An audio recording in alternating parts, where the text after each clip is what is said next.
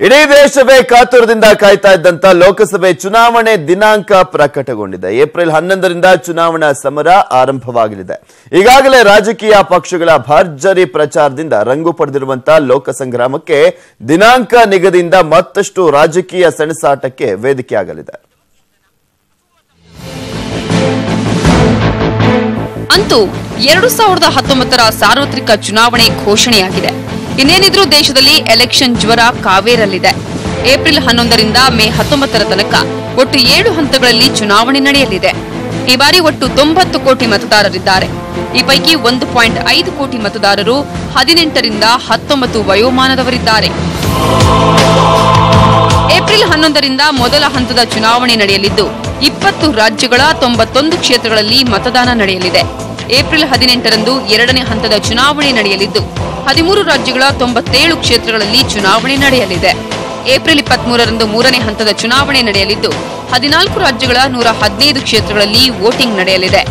ಇನ್ನು ಏಪ್ರಿಲ್ 29ರಂದು ನಾಲ್ಕನೇ ಹಂತದ ಚುನಾವಣೆ ನಡೆಯಲಿದ್ದು 9 ರಾಜ್ಯಗಳ 71 ಕ್ಷೇತ್ರಗಳಲ್ಲಿ ಚುನಾವಣೆ ನಡೆಯಲಿದೆ.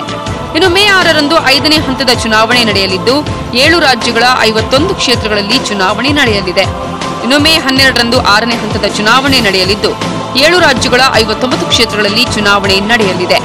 ಕೊನೆಯದಾಗಿ ಮೇ 19ರಂದು 7ನೇ ಹಂತದ ಚುನಾವಣೆ ನಡೆಯಲಿದ್ದು 8 ರಾಜ್ಯಗಳ 59 ಕ್ಷೇತ್ರಗಳಲ್ಲಿ ಚುನಾವಣೆ ನಡೆಯಲಿದೆ. ಲೋಕಸಭೆ ಚುನಾವಣೆ ದಿನಾಂಕ ಪ್ರಕಟವಾಗುತ್ತಿದ್ದಂತೆ ದೇಶಾದ್ಯಂತ ಚುನಾವಣಾ ನೀತಿ ಸಂಹಿತೆ ಜಾರಿಯಾಗಿದೆ. ಪ್ರಸಕ್ತ ಲೋಕಸಭೆಯ ಅವಧಿಯು ಜೂನ್ 3ಕ್ಕೆ ಮುಕ್ತಾಯಗೊಳ್ಳಲಿದೆ. ಚುನಾವಣೆಗೆ ಆಯೋಗ ಎಲ್ಲಾ ರೀತಿಯ ಸಿದ್ಧತೆ ಮಾಡಿಕೊಳ್ಳಲಾಗಿದೆ ಅಂತ ಕೇಂದ್ರ ಮುಖ್ಯ ಚುನಾವಣಾ ಆಯುಕ್ತ ಸುನಿಲ್ ಅರೋರಾ ಹೇಳಿದರು. 18/3/2019 Monday phase 1 last date of nomination आखिरी तारीख नॉमिनेशन की 25/3/2019 Monday late last date of nomination 25 March 2019 Monday date for scrutiny of nominations 26 March 2019 Tuesday. ಈ ಬಾರಿ ಚುನಾವಣಾ ಆಯೋಗ ಸಾಮಾಜಿಕ ಜಾಲತಾಣಗಳ ಮೇಲೆ ಹದ್ದಿನ ಕಣ್ಣಿಟ್ಟಿದೆ. ಚುನಾವಣಾ ನೀತಿ ಸಂಹಿತೆ ಉಲ್ಲಂಘಿಸುವವರ ವಿರುದ್ಧ ಕಠಿಣ ಕ್ರಮಕ್ಕೆ ಮುಂದಾಗಿದೆ. ರಾಜಕೀಯ ಪಕ್ಷಗಳು ಪ್ರಚಾರಕ್ಕಾಗಿ ಸೈನಿಕರ ಫೋಟೋ ಬಳಸುವಂತಿಲ್ಲ, ಪರಿಸರ ವಿರೋಧಿ ವಸ್ತುಗಳು ಪ್ರಚಾರಕ್ಕೆ ಬಳಕೆ ಮಾಡುವಂತಿಲ್ಲ, ಆಪ್ ಮೂಲಕ ದೂರು ಸಲ್ಲಿಸಿದವರಿಗೆ 100 ನಿಮಿಷಗಳಲ್ಲಿ ಅಧಿಕಾರಿಗಳಿಂದ ದೂರಿನ ಕುರಿತು ಕ್ರಮ ಕೈಗೊಂಡ ಬಗ್ಗೆ ಮಾಹಿತಿ ಸಿಗಲಿದೆ. ಇದು ಲೋಕಸಭಾ ಚುನಾವಣೆಯ ವಿಶೇಷತೆ. 17ನೇ ಲೋಕಸಭೆ ಚುನಾವಣೆ ಕೆಲವೊಂದು ವಿಶೇಷತೆಗಳನ್ನು ಒಳಗೊಂಡಿದೆ. ದೇಶಾದ್ಯಂತ 10 ಲಕ್ಷ ಮತಗಟ್ಟೆಗಳಲ್ಲಿ ಮತದಾನ ನಡೆಯಲಿದೆ. 90 ಕೋಟಿ ಮತದಾರರು ಮತದಾನ ಮಾಡಲಿದ್ದಾರೆ. ವಿಶೇಷ ಅಂದ್ರೆ 8.4 ಕೋಟಿ ಹೊಸ ಮತದಾರರು ಈ ಬಾರಿ ಹಕ್ಕು ಚಲಾಯಿಸಲಿದ್ದಾರೆ. ಎಲ್ಲಾ ಮತಗಟ್ಟೆಗಳಲ್ಲೂ ಈ ಬಾರಿ ವಿವಿಪ್ಯಾಟ್ಗಳನ್ನು ಇಡಲಾಗುತ್ತೆ. ಮತಯಂತ್ರಗಳಲ್ಲಿ ಅಭ್ಯರ್ಥಿಗಳ ಫೋಟೋ ಬರುವ ವ್ಯವಸ್ಥೆ ಮಾಡಲಾಗಿದೆ. ಮತದಾನ ಮಾಡುವ ದಿವ್ಯಾಂಗರಿಗೆ ವಿಶೇಷ ಸೌಲಭ್ಯ ಕಲ್ಪಿಸಲಾಗುತ್ತೆ. 24 ಗಂಟೆಗಳ ಕಾಲ ಹೆಲ್ಪ್ಲೈನ್ ಕಾರ್ಯನಿರತವಾಗಿರಲಿದೆ. ಬಿಜೆಪಿ ನೇತೃತ್ವದ ಎನ್ಡಿಎ ಹಾಗೂ ಮಹಾಗಠಬಂಧನ್ ನಡುವಿನ ನಿರ್ಣಾಯಕ ಸಮರವೆಂದೇ ಹೇಳಲಾಗ್ತಿರೋ 17ನೇ ಲೋಕಸಭೆ ಚುನಾವಣೆಗೆ ಡೇಟ್ ಫಿಕ್ಸ್ ಆಗಿದ್ದು ಲೋಕಸಭೆ ಚುನಾವಣೆ ಮತ್ತಷ್ಟು ರಂಗೇರಲಿದೆ. Bureau report, News 18 Kannada. ಇನ್ನು ರಾಜ್ಯದಲ್ಲಿ 2 ಹಂತದಲ್ಲಿ ಮತದಾನ ನಡೆಯಲಿದೆ. ಮೇ 23ರಂದು ಫಲಿತಾಂಶ ಹೊರಬೀಳಲಿದೆ. ರಾಜ್ಯದ 28 ಕ್ಷೇತ್ರಗಳಲ್ಲಿ ನಡೆಯುವಂತಹ 2 ಹಂತದ ಮತದಾನ ಪ್ರಕ್ರಿಯೆ ಮೇಲೆ ರಾಜ್ಯ ಚುನಾವಣಾ ಆಯೋಗ ಹದ್ದಿನ ಕಣ್ಣನ್ನಿಟ್ಟಿದೆ.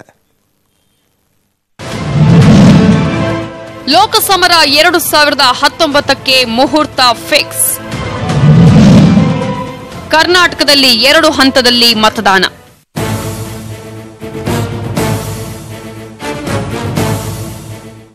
ಪ್ರಧಾನಿ ನರೇಂದ್ರ ಮೋದಿ, ಎಐಸಿಸಿ ಅಧ್ಯಕ್ಷ ರಾಹುಲ್ ಗಾಂಧಿ ನಡುವಿನ ಸಮರವೆಂದೇ ರಾಷ್ಟ್ರಮಟ್ಟದಲ್ಲಿ ಬಿಂಬಿತವಾಗಿರೋ ಲೋಕಸಭಾ ಚುನಾವಣೆಗೆ ಮುಹೂರ್ತ ಫಿಕ್ಸ್ ಆಗಿದೆ. ರಾಜ್ಯದಲ್ಲಿ 2 ಹಂತದಲ್ಲಿ ಮತದಾನ ನಡೆಯಲಿದೆ. ಈಗಾಗಲೇ ನೀತಿ ಸಂಹಿತೆ ಜಾರಿಯಾಗಿದೆ. ದೆಹಲಿಯಲ್ಲಿ ಸುದ್ದಿಗೋಷ್ಠಿ ನಡೆಸಿ ದಿನಾಂಕ ಘೋಷಿಸಿದ ಕೇಂದ್ರ ಚುನಾವಣಾ ಆಯೋಗ ರಾಷ್ಟ್ರಾದ್ಯಂತ 7 ಹಂತದಲ್ಲಿ ಚುನಾವಣೆ ನಡೆಯಲಿದೆ ಅಂತ ತಿಳಿಸಿದೆ. ರಾಜ್ಯದಲ್ಲಿ ಏಪ್ರಿಲ್ 18 ಹಾಗೂ ಏಪ್ರಿಲ್ 23ರಂದು 2 ಹಂತದಲ್ಲಿ ಮತದಾನಕ್ಕೆ ದಿನಾಂಕ ಫಿಕ್ಸ್ ಮಾಡಿದೆ. ಮೇ 23ರಂದು ಮತ ಎಣಿಕೆ ನಡೆಯಲಿದ್ದು ಅಂದು ಅಭ್ಯರ್ಥಿಗಳ ಭವಿಷ್ಯ ಹೊರಬೀಳಲಿದೆ. As said earlier, phase 2 starts from 18th April. States undergoing 2 phases: Karnataka Manipur, Rajasthan, Tripura.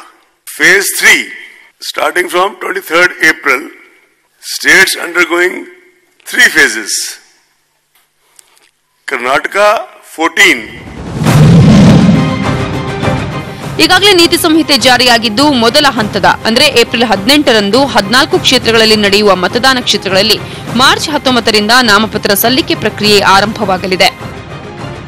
ನಾಮಪತ್ರ ಸಲ್ಲಿಸಲು ಕೊನೆಯ ದಿನ ಮಾರ್ಚ್ 26, ನಾಮಪತ್ರ ಪರಿಶೀಲನೆಗೆ ಕೊನೆಯ ದಿನ ಮಾರ್ಚ್ 27, ಮಾರ್ಚ್ 29 ನಾಮಪತ್ರ ಹಿಂಪಡೆಯಲು ಕೊನೆಯ ಅವಕಾಶವಿದೆ. ಮೇ 23ರಂದು ಮತ ಎಣಿಕೆ ನಡೆಯಲಿದೆ. ಏಪ್ರಿಲ್ 23ರಂದು ಉಳಿದ 14 ಕ್ಷೇತ್ರಗಳಲ್ಲಿ ನಡೆಯುವ ಎರಡನೇ ಹಂತದ ಮತದಾನದ ಕ್ಷೇತ್ರಗಳಲ್ಲಿ ನಾಮಪತ್ರ ಸಲ್ಲಿಕೆ ಪ್ರಕ್ರಿಯೆ ಮಾರ್ಚ್ 28ರಿಂದ ಆರಂಭವಾಗುತ್ತೆ. ನಾಮಪತ್ರ ಸಲ್ಲಿಸಲು ಕೊನೆಯ ದಿನ ಏಪ್ರಿಲ್ 4. ಏಪ್ರಿಲ್ 5ರಂದು ನಾಮಪತ್ರ ಪರಿಶೀಲನೆಗೆ ಕೊನೆಯ ದಿನವಾಗಿರುತ್ತೆ. ಏಪ್ರಿಲ್ 8ರಂದು ನಾಮಪತ್ರ ಹಿಂಪಡೆಯಲು ಕೊನೆಯ ಅವಕಾಶವಾಗಿದೆ. ಮೇ 23ರಂದು ರಿಸಲ್ಟ್ ಹೊರಬೀಳಲಿದೆ. ಈಗಾಗಲೇ ಭರ್ಜರಿ ಪ್ರಚಾರ, ರ್ಯಾಲಿಯಲ್ಲಿ ತೊಡಗಿರುವ ಪಕ್ಷಗಳು ಗೆಲುವಿಗಾಗಿ ಸರ್ಕಸ್ ಮಾಡ್ತಿವೆ.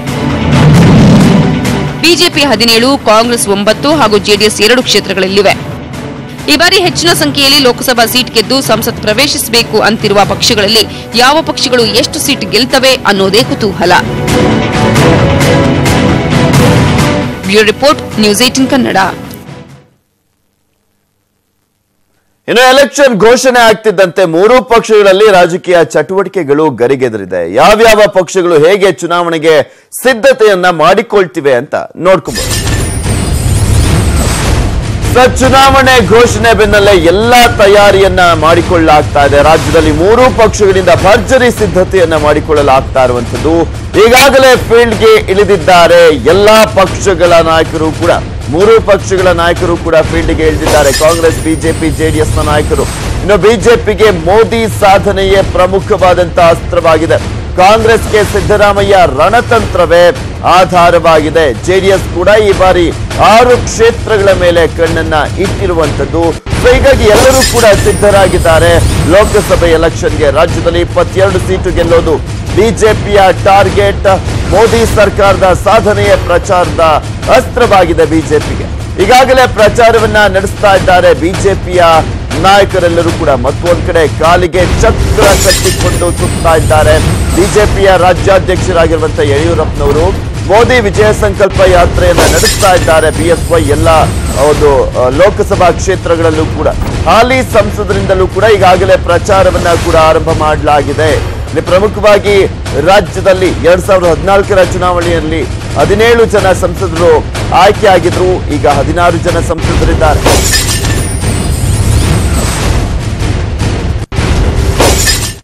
ಇದು ಬಿಜೆಪಿಯ ವಿಚಾರ ಆದ್ರೆ ಕಾಂಗ್ರೆಸ್ ಕೂಡ ಹಿಂದೆ ಬಿದ್ದಿಲ್ಲ. ಕೇಂದ್ರ ಸರ್ಕಾರದ ವೈಫಲ್ಯಗಳೇ ಕಾಂಗ್ರೆಸ್ನ ಅಸ್ತ್ರವಾಗಿದೆ. ಬೂತ್ ಮಟ್ಟದಿಂದಲೇ ಪಕ್ಷ ಸಂಘಟನೆಗೆ ಹೆಚ್ಚು ಒತ್ತನ್ನು ನೀಡಲಾಗ್ತಾ ಇದೆ. ಈಗಾಗಲೇ ರಾಜ್ಯದಲ್ಲಿ ಪ್ರಚಾರಕ್ಕೆ ಸಿಕ್ಕಿದೆ ಚಾಲನೆ. ಬೂತ್ ಮಟ್ಟದಿಂದಲೇ ಪಕ್ಷ ಸಂಘಟನೆಗೆ ಹೆಚ್ಚು ಒತ್ತನ್ನ ನೀಡಲಾಗ್ತಾ ಇರುವಂತದ್ದು. ಕಾರ್ಯಕರ್ತರನ್ನ ಹಣಿಗೊಳಿಸಲಾಗ್ತಾ ಇದೆ ಕಾಂಗ್ರೆಸ್ ಪಕ್ಷದಲ್ಲೂ ಕೂಡ. ಮತ್ತು ಒಂದ್ ಕಡೆ ಪ್ರಿಯಾಂಕಾ ಗಾಂಧಿಯನ್ನ ಪ್ರಚಾರಕ್ಕೆ ಕರೆತರಲು ಪ್ಲಾನ್ ಕೂಡ ಮಾಡಲಾಗಿದೆ. ಎಲ್ಲಾ ಜಿಲ್ಲೆಗಳಲ್ಲೂ ಕೂಡ ಪರಿವರ್ತನಾ ರ್ಯಾಲಿಗೆ ಕಾಂಗ್ರೆಸ್ ಚಾಲನೆಯನ್ನ ಕೂಡ ನೀಡಿದೆ. ಹೆಚ್ಚು ಸ್ಥಾನವನ್ನ ಗೆಲ್ಲಲು ಸಿದ್ದರಾಮಯ್ಯ ಮಾಸ್ಟರ್ ಪ್ಲಾನ್ ಅನ್ನ ಕೂಡ ಮಾಡಿದ್ದಾರೆ. ಅವರೇ ಅಸ್ತ್ರ ಇಲ್ಲಿ. ಇಂದು ರಾಹುಲ್ ನೇತೃತ್ವದಲ್ಲಿ ಸ್ಕ್ರೀನಿಂಗ್ ಕಮಿಟಿ ಸಭೆ ಕೂಡ ನಡೀತಾ ಇದೆ.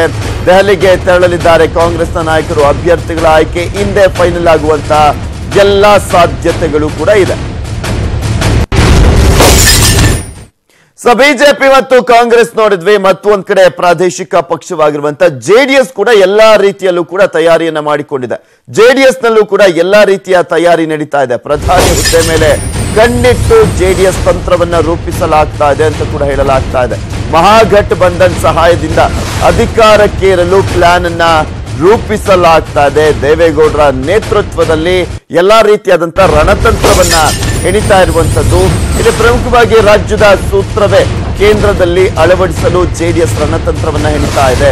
ಕಾಂಗ್ರೆಸ್ ಬೆಂಬಲದಿಂದ 6 ಸ್ಥಾನ ಗೆಲ್ಲಲು ಪ್ಲಾನ್ ಅನ್ನ ಮಾಡಿಕೊಂಡಿದ್ದಾರೆ ಗೌಡರ ಕುಟುಂಬದಿಂದ. ಈ ಬಾರಿ 3 ಕಣಕ್ಕಿಳಿತಾ ಇದ್ದಾರೆ. ಆಲ್ರೆಡಿ 3 ಶಾಸಕರಿದ್ದಾರೆ ಗೌಡರ ಕುಟುಂಬದಿಂದ. ಇನ್ನು 3 ಇಲ್ಲಿ ಪ್ರಮುಖವಾಗಿ ಸಂಸದ ಸ್ಥಾನಕ್ಕೆ ಸ್ಪರ್ಧೆಯನ್ನ ಮಾಡ್ತಾ ಇದ್ದಾರೆ. ಮಂಡ್ಯದಿಂದ ನಿಖಿಲ್ ಕುಮಾರಸ್ವಾಮಿ ಸ್ಪರ್ಧೆ ಮಾಡ್ತಾ ಇದ್ರೆ, ಹಾಸನ ಲೋಕಸಭಾ ಕ್ಷೇತ್ರದಿಂದ ಪ್ರಜ್ವಲ್ ರೇವಣ್ಣ ಅವರು ಅಖಾಡಕ್ಕಿಳಿತಾ ಇದ್ದಾರೆ. ಪ್ರಜ್ವಲ್ ಸ್ಪರ್ಧೆ ಬಗ್ಗೆ ಇನ್ನೆರಡು ದಿನಗಳಲ್ಲಿ ಅಧಿಕೃತ ಘೋಷಣೆ ಆಗಲಿದೆ. ಇನ್ನು ಬೆಂಗಳೂರು ಉತ್ತರ ಕ್ಷೇತ್ರದಿಂದ ದೇವೇಗೌಡರು ಸ್ಪರ್ಧೆಯನ್ನು ಮಾಡುವಂತ ಸಾಧ್ಯತೆ ಇದೆ. ಆ ಒಂದು ವಿಚಾರಕ್ಕೆ ಸಂಬಂಧಪಟ್ಟಂತೆ ಇನ್ನೂ ಕೂಡ ಕುತೂಹಲ ಬಾಕಿ ಉಳಿದಿದೆ. ಒಟ್ಟಿನಲ್ಲಿ ದೇವೇಗೌಡರ ಕುಟುಂಬದಿಂದ 3 ಸ್ಪರ್ಧೆಯನ್ನ ಮಾಡ್ತಾ ಇರೋದು. ಹಾಸನದಿಂದ ಪ್ರಜ್ವಲ್ ರೇವಣ್ಣ ಅಂತ ಹೇಳಲಾಗ್ತಾ ಇರುವಂತದ್ದು ಅಧಿಕೃತ ಘೋಷಣೆ ಒಂದೇ ಬಾಕಿ ಉಳಿದಿದೆ. ಮತ್ತೊಂದ್ ಕಡೆ ಮಂಡ್ಯದಲ್ಲಿ ನೋಡಿದ್ವಿ ಈಗ ಆಲ್ರೆಡಿ ನಿಖಿಲ್ ಕುಮಾರಸ್ವಾಮಿ ಪ್ರಚಾರವನ್ನು ಮಾಡ್ತಿರೋದನ್ನ. ಮತ್ತೊಂದ್ ಕಡೆ ದೇವೇಗೌಡರು ಎಲ್ಲಿ ಸ್ಪರ್ಧೆ ಮಾಡ್ತಾರೆ ಅನ್ನುವ ಕುತೂಹಲ ಇದೆ. ಮತ್ತೊಂದ್ ಕಡೆ ಅಲ್ಲಿ ಪ್ರಮುಖವಾಗಿ ಬೆಂಗಳೂರು ಉತ್ತರದಿಂದನೇ ಸ್ಪರ್ಧೆ ಮಾಡ್ತಾರೆ ದೇವೇಗೌಡರು ಅಂತ ಕೂಡ ಹೇಳಲಾಗ್ತಾ ಇರುವಂತದ್ದು. ಒಟ್ಟು 6 ಕ್ಷೇತ್ರಗಳನ್ನ ಟಾರ್ಗೆಟ್ ಮಾಡಿಕೊಂಡಿದೆ ಜೆಡಿಎಸ್ ಕೂಡ. ಒಟ್ಟಲ್ಲಿ 3 ಪಕ್ಷಗಳು ಕಾಂಗ್ರೆಸ್, ಜೆಡಿಎಸ್, ಬಿಜೆಪಿ ಈ 3 ಪಕ್ಷಗಳು ಕೂಡ ಲೋಕಸಭೆ ಎಲೆಕ್ಷನ್ ಅನ್ನ ಎದುರಿಸುವುದಕ್ಕೆ ರಾಜ್ಯದಲ್ಲಿ ಸಕಲ ರೀತಿಯಲ್ಲೂ ಕೂಡ ಸಿದ್ಧತೆಯನ್ನ ಮಾಡಿಕೊಂಡಿರುವಂತದ್ದು. ಒಂದ್ ಕಡೆ ಕಾಂಗ್ರೆಸ್ ಮತ್ತು ಜೆಡಿಎಸ್ ಮೈತ್ರಿ ಈ ಬಾರಿ ಬಿಜೆಪಿಯನ್ನ ಎದುರಿಸುವುದಕ್ಕೆ ಎಲ್ಲಾ ರೀತಿಯಲ್ಲೂ ಕೂಡ ಸಕಲ ರೀತಿಯಲ್ಲೂ ಸಿದ್ಧತೆಯನ್ನ ಮಾಡಿಕೊಂಡಿದ್ರೆ, ಇಲ್ಲಿ ಪ್ರಮುಖವಾಗಿ ಅಭ್ಯರ್ಥಿಗಳ ಘೋಷಣೆ ಒಂದೇ ಬಾಕಿ ಉಳಿದಿದೆ. ಇನ್ನು ಯಾವ ಕ್ಷೇತ್ರ ಅನ್ನೋದು ಅಂತಿಮವಾಗಿಲ್ಲ, ಯಾರಿಗೆ ಯಾವ ಕ್ಷೇತ್ರ ಅನ್ನೋದು. ಮತ್ತು ಒಂದ್ ಕಡೆ ಬಿಜೆಪಿ ಎಲ್ಲಾ 28 ಲೋಕಸಭಾ ಕ್ಷೇತ್ರಗಳಲ್ಲೂ ಕೂಡ ಸ್ಪರ್ಧೆಯನ್ನ ಮಾಡುವುದಕ್ಕೆ ಕಾರ್ಯಕರ್ತರನ್ನ ಹಣಿಗೊಳಿಸ್ತಾ ಇದೆ, ಹುರಿದುಂಬಿಸ್ತಾ ಇದೆ. ಈಗ ಆಲ್ರೆಡಿ ಹಾಲಿ ಲೋಕಸಭಾ ಕ್ಷೇತ್ರಗಳಲ್ಲಿ ಪ್ರಚಾರವನ್ನ ಕೂಡ ನಡೆಸ್ತಾ ಇದೆ. ಇಲ್ಲಿ ಪ್ರಮುಖವಾಗಿ ನೋಡ್ತಾ ಇದ್ವಿ ಬಿಜೆಪಿ ಯಾವ ರೀತಿಯಾಗಿ ಈಗ ಆಲ್ರೆಡಿ ಪ್ರಚಾರವನ್ನ ಶುರು ಮಾಡಿದೆ ಅನ್ನೋದನ್ನ. ಯಾಕೆಂದ್ರೆ ನರೇಂದ್ರ ಮೋದಿ ಅವರು ಈಗ ಆಲ್ರೆಡಿ ಲೋಕಸಭೆ ಎಲೆಕ್ಷನ್ಗೆ ಚಾಲನೆ ನೀಡಿ ಹೋಗಿದ್ದಾರೆ. 2 ಬಾರಿ ಕರ್ನಾಟಕಕ್ಕೆ ಬಂದು ಹೋಗಿರುವಂತದ್ದು. ಮೊದಲ ಬಾರಿಗೆ ಹುಬ್ಬಳ್ಳಿ ಧಾರವಾಡ ಈ ಒಂದು ಲೋಕಸಭಾ ಕ್ಷೇತ್ರಕ್ಕೆ ಬಂದು ಅಲ್ಲಿ ಲೋಕಸಭಾ ಎಲೆಕ್ಷನ್ಗೆ ಚಾಲನೆಯನ್ನ ನೀಡಿದ್ರು. ನಂತರ ಮೊನ್ನೆ ಅಷ್ಟೇ ಕಲಬುರಗಿ ಕ್ಷೇತ್ರಕ್ಕೂ ಕೂಡ ಬಂದು ಅಲ್ಲೂ ಕೂಡ ಯಾವ ರೀತಿಯಾಗಿ ಅಬ್ಬರವನ್ನ ಮಾಡಿ ಹೋಗಿದ್ರು ಅನ್ನೋದನ್ನ ಕೂಡ ನೋಡಿದ್ವಿ. ಇನ್ನೊಂದ್ ಕಡೆ ಮೊನ್ನೆ ಅಷ್ಟೇ ರಾಹುಲ್ ಗಾಂಧಿ ಅವರು ಕೂಡ ಇಲ್ಲಿ ಕರ್ನಾಟಕಕ್ಕೆ ಬಂದು ಹಾವೇರಿಯಲ್ಲಿ ಲೋಕಸಭಾ ಎಲೆಕ್ಷನ್ಗೆ ಪರಿವರ್ತನಾ ರ್ಯಾಲಿಗೆ, ಕಾಂಗ್ರೆಸ್ ನಡೆಸ್ತಾ ಇರುವಂತಹ ಪರಿವರ್ತನಾ ರ್ಯಾಲಿಗೆ ಅವರು ಚಾಲನೆಯನ್ನ ನೀಡಿ ಹೋಗಿದ್ದಾರೆ. ಮತ್ತೊಂದ್ ಕಡೆ ಜೆಡಿಎಸ್ ಕೂಡ ಎಲ್ಲ ರೀತಿಯಲ್ಲೂ ಕೂಡ ಸಿದ್ಧತೆಯನ್ನ ಮಾಡಿಕೊಳ್ತಾ ಇದೆ. ಕಾಂಗ್ರೆಸ್ ಕೂಡ ಯಾವ ರೀತಿಯಾಗಿ ಸಿದ್ಧತೆಯನ್ನ ಮಾಡಿಕೊಂಡಿದೆ ಅನ್ನೋದನ್ನ ನೋಡ್ತಾ ಇದ್ವಿ. ಇವತ್ತು ಸ್ಕ್ರೀನಿಂಗ್ ಕಮಿಟಿ ಸಭೆ ನಡೀತಾ ಇದೆ. ಈ ಒಂದು ಸ್ಕ್ರೀನಿಂಗ್ ಕಮಿಟಿ ಸಭೆಯಲ್ಲಿ ಅಭ್ಯರ್ಥಿಗಳು ಫೈನಲ್ ಆಗಲಿದ್ದಾರೆ. ಈ ಒಂದು ಸಭೆಗೆ ಈಗ ಆಲ್ರೆಡಿ ಮಾಜಿ ಸಿಎಂ ಆಗಿರುವಂತಹ ಸಿದ್ದರಾಮಯ್ಯನವರು, ಕೆಪಿಸಿಸಿ ಅಧ್ಯಕ್ಷರಾಗಿರುವಂತಹ ದಿನೇಶ್ ಗುಂಡೂರಾವ್, ಕೆಪಿಸಿಸಿ ಕಾರ್ಯಾಧ್ಯಕ್ಷರಾಗಿರುವಂತಹ ಈಶ್ವರ್ ಖಂಡ್ರೆ, ಹಾಗೆ ರಾಜ್ಯ ಕಾಂಗ್ರೆಸ್ ಉಸ್ತುವಾರಿ ಕೆಸಿ ವೇಣುಗೋಪಾಲ್ ಮತ್ತು ಒಂದ್ ಕಡೆ ಮಲ್ಲಿಕಾರ್ಜುನ ಖರ್ಗೆ ಅವರು ಇವರೆಲ್ಲರೂ ಕೂಡ ಸ್ಕ್ರೀನಿಂಗ್ ಕಮಿಟಿ ಸಭೆಯಲ್ಲಿ ಭಾಗಿಯಾಗಲಿದ್ದಾರೆ.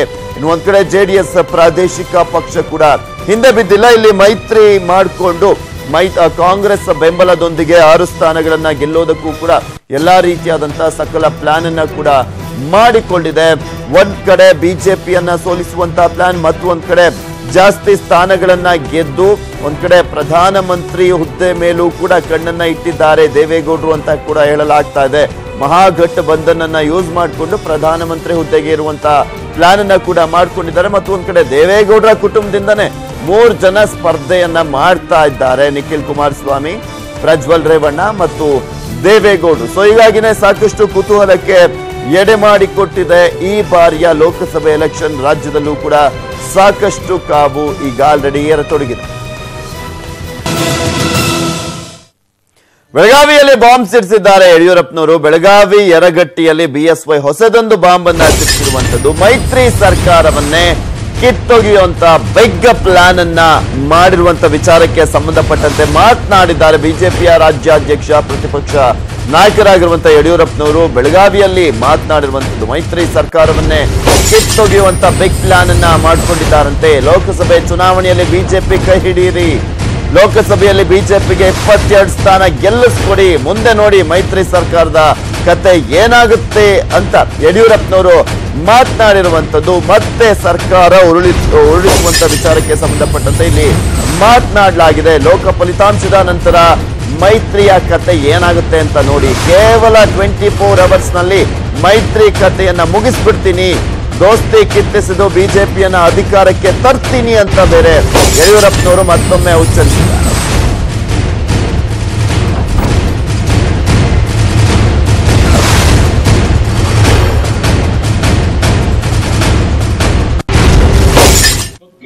ದಿಮಾಕ್ನಿಂದ ಈ ಮಾತನ್ನು ಹೇಳ್ತಾ ಇಲ್ಲ.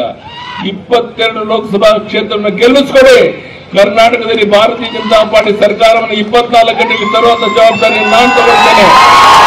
ಈ ದರಿದ್ರ ಸರ್ಕಾರ ಯಾವತ್ತೋಗುತ್ತೆ ಅಂತ ಶಾಪವನ್ನು ಹಾಕ್ತಾ ಇದ್ದಾರೆ. ಸುಮಾರು 20 ಜನ ಕಾಂಗ್ರೆಸ್ಸಿನ ಸಂಸದ ಶಾಸಕರು ಈ ಕುಮಾರಸ್ವಾಮಿ ನಾನು ಮುಖ್ಯಮಂತ್ರಿ ಒಪ್ಪಿಕೊಳ್ಳುವುದಿಲ್ಲ ಅನ್ನೋ ಮಾತನ್ನು ಹೇಳಿದ್ದಾರೆ.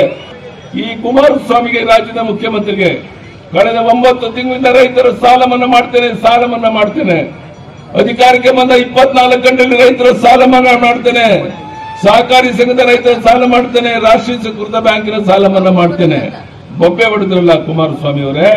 9 ತಿಂಗಳು ಕಳೆಯಿತು, 9 ತಿಂಗಳು ಕಳೆದಿದೆ. ಎಷ್ಟು ಜನ ರೈತರ ಸಾಲ ಮನ್ನಾ ಮಾಡಿದ್ದೀರಾ? ನಾಚಿಕೆ ಆಗಬೇಕಾಗಿತ್ತು ನಿಮ್ಮ ಆಡಳಿತ ವೈಖರಿಗೆ.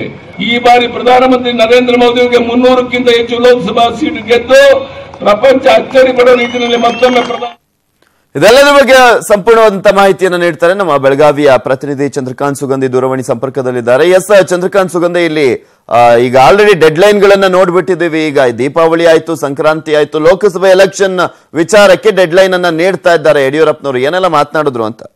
ಖಂಡಿತವಾಗ್ಲೂ ಪೃಥ್ವಿ ಏನಂತಂದ್ರೆ ರಾಜ್ಯದಲ್ಲಿ ಅನೇಕ ಬಾರಿ ಆಪರೇಷನ್ ಕಮಲ ಯತ್ನ ನಡೆದಕ್ಕೂ ಅದು ಕೂಡ ವೈಫಲ್ಯ ಕಂಡಿದೆ.